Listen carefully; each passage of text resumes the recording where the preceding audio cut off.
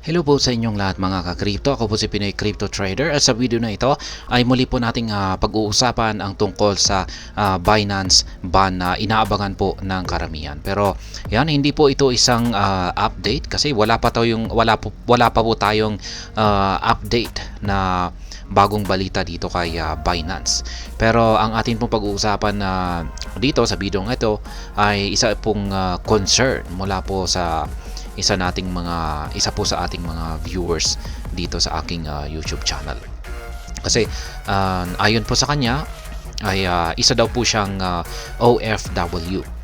Ayan, nasa ibang bansa po siya. Ngayon ay ang kanyang tanong ay kung natuloy ang Binance ban dito sa Pilipinas ay possible pa rin kaya na magamit niya ang Binance kasi siya po ay nasa ibang bansa. Kaya yan, iba naman po yung IP kasi yung yung gagawin lamang po ng SEC na hakbang para i-block itong si Binance ay yung IP block. Yan. Pero ang pwede kasing mangyari dito ay pwedeng mag-usap. Yan, yun nga ang ginagawa ng Binance at saka Philippine SEC. Sila po ngayon ay nag-uusap. At malamang ay baka kukumbinsihin ng SEC na maging si Binance ay ipagbabawal na rin mismo ang paggamit ng mga Filipino users dito sa kanilang platform. Kaya kung pag yan po yun ang nangyayari ay ang mangyayari po dyan ay kahit na nasa ibang bansa tayo ay talagang hindi po natin magagamit itong si Binance. Pero yan, may kondisyon po yan at posibleng may lusot po tayo dyan. Ngunit ayan, bago po tayo magpatuloy ay nais ko lamang po munang bigyang linaw ang aking disclaimer kung saan ang nilalaman po ng video na ito ay hindi po ito isang financial advice. For education and information purposes lamang po ang layunin nito. Maliban po dito ay nais ko na rin pong magbigay babala na wala pong kahit anumang group chat ang Pinoy Crypto Trader. At ayan, pagdating po kasi dito kay Binance ay masasabi kong meron po silang tinatawag na geolocation restrictions. Yan, or geo restrictions.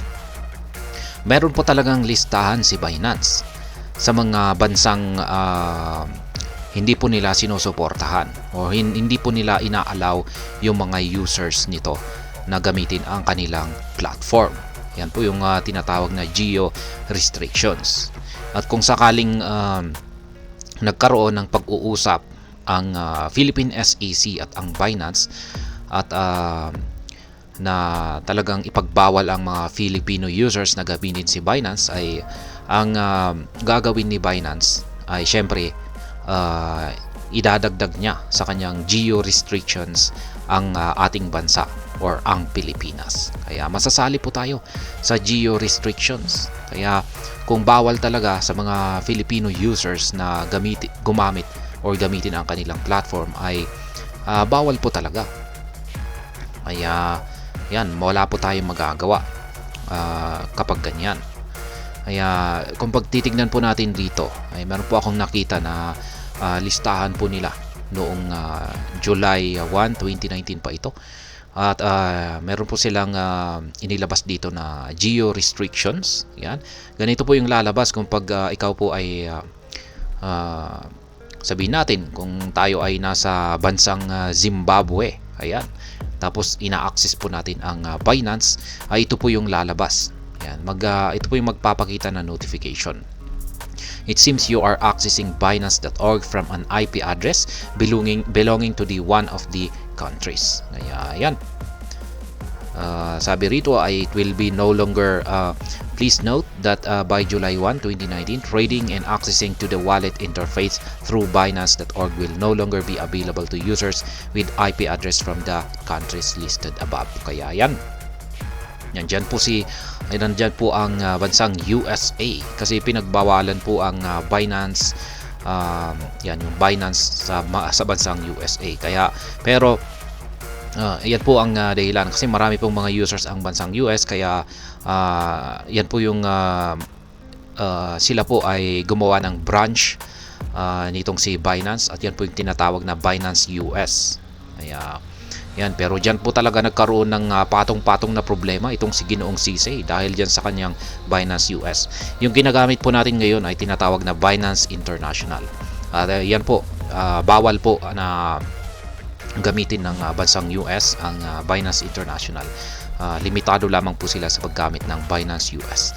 At yan, maliban po rito ay yung bansang Albania, Belarus, Bosnia, Burma, Central African Republic, Democratic Republic of Congo, Democratic People's Republic of Korea, Cote d'Ivoire, the Crimea region of Ukraine, Croatia, Cuba, Herzegovina, yan, Iran, Iraq, Kosovo, Lebanon, Liberia, Libya, Macedonia, Moldova, Serbia, Somalia, Sudan, South Sudan, Syria, Venezuela, Yemen, or Zimbabwe. Kaya yan po.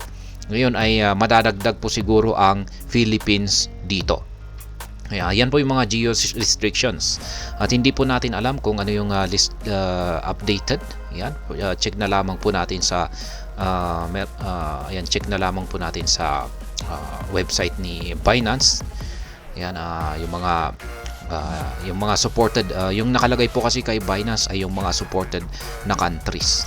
Yan, kung pag i-search na lamang po natin sa kanilang supported na countries, kung wala ay talagang, kung wala yung ating bansa, ayan ay ibig sabihin na hindi po supported. Kaya ayan, ngayon ay kung sakaling nadagdag tayo rito sa listahan ng unsupported or geo-restricted na mga bansa, yan, nadagdag ang Pilipinas dito, ibig sabihin ay talagang pinagbabawal na ni Binance na gamitin natin ang kanilang platform. Kaya ayan, yung hindi na kasi, kung talagang bawal ay bawal talaga.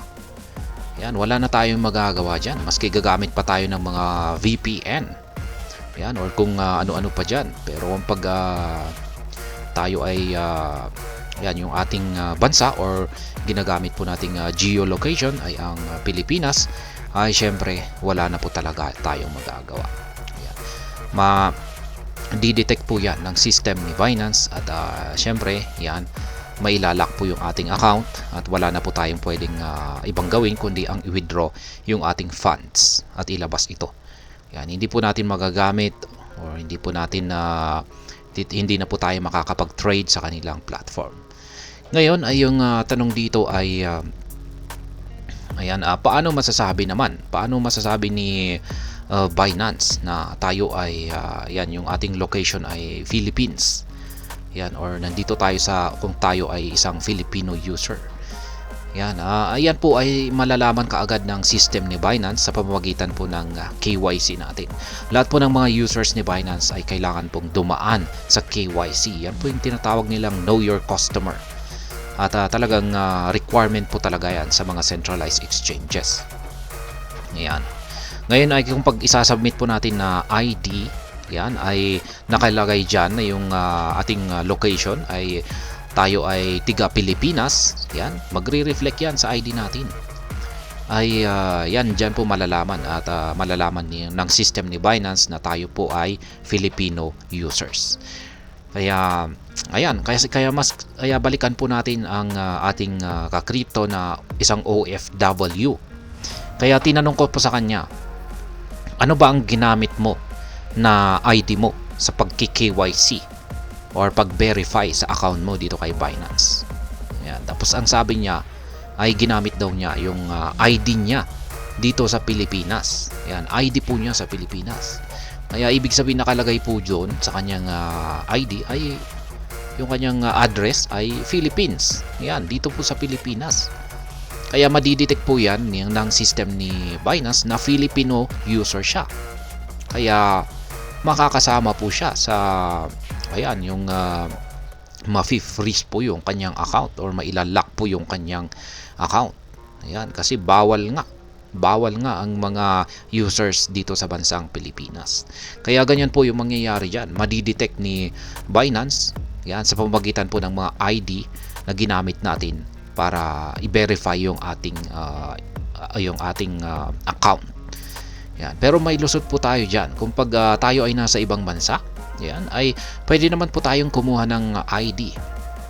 ID sa bansa, sa ibang bansa kung saan tayo ay nagtatrabaho or kung saan ay tayo ay kasalukuyang naninirahan. Yan ay yan, kumuha tayo ng ID at syempre basta yung bansang ito ay supported, kasama sa supported na listahan naman ni Binance. Pero kasi wala ring silbi kung pag nasa ibang bansa nga tayo pero kasama rin naman sa mga unsupported na mga bansa. Kaya yan, kung supported naman po ito ay mas maganda na kumuha po tayo ng ID yan sa bansang sa bansang kung saan tayo ay nagtatrabaho or tayo ay naninirahan. Ayan, at yan po ang gamitin natin na pang KYC dito sa ating account dito kay Binance. Yan, kasi meron po kasing nagsabi na dati raw po siyang nagtatrabaho dito kay Binance. At ang sabi po rito ay ganyan daw po gumagana ang system ni Binance. Ginagamit po niya na basihan yung mga information po natin na ating binigay sa kanila. Yan, yung katulad ng mga ID natin nung binerify natin yung ating account. Kaya gaya na nga sinabi ko kanina ay kung pag bawal talaga ang Filipino users na gumamit ng Binance ay madali lamang yan para sa system ni Binance na i-detect lahat ng mga Filipino users dahil sa KYC. Yan. Dahil po sa KYC na kailangan po talaga nating pagdaanan. Kasi hindi po natin na ma-verify yung ating account at hindi po talaga natin magagamit ang feature ni Binance kung hindi po natin na verify ang ating account dito. Kaya yan po ang masasabi ko sa yung mga OFWs na nagtatanong kung sila ay nasa ibang bansa ay kung magagamit pa rin nga ba nila si Binance or hindi. Kaya yan, nakadepende po yan sa ginamit po ninyong ID sa pagki-KYC. Yan, kung pag ginamit po nyo ay yung ID nyo dito sa Pilipinas ay malamang ay yung inyong account ay masasali po sa ma-freeze or malalock na tulad po nito. Ayan, at syempre depende na rin sa pag-uusap ng Binance at saka Philippine SEC, kasi pwede na rin naman na si Binance ay tumanggi na ilagay or dagdag yung itong Philippines sa kanilang unsupported or restricted na mga bansa. Kaya ayan, kaya patuloy pa rin po tayo sa pag-aabang ng mga bagong balita sa nagaganap na ito na Binance ban dito sa Pilipinas. At ayan, asahan po ninyo na agad po akong maglalabas kung meron pong bagong update. At ayun, hanggang dito na lamang po tayo sa video na ito. Sana po ay inyong nagustuhan ang aking paliwanag dito. Kung inyo po itong nagustuhan ay pakiclick lamang po ang like button nito. Para naman po sa mga bago lamang dito, kayo po ay aking inaanyayahan para mag-subscribe. Pakiclick na rin po ang bell icon nito dahil ito po ang siya magsisilbing notification nito sa mga bago kong videos na akin pong ina-upload sa aking YouTube channel na ito. Marami pong salamat sa panonood. Ingat po tayo lagi at God bless po sa ating lahat.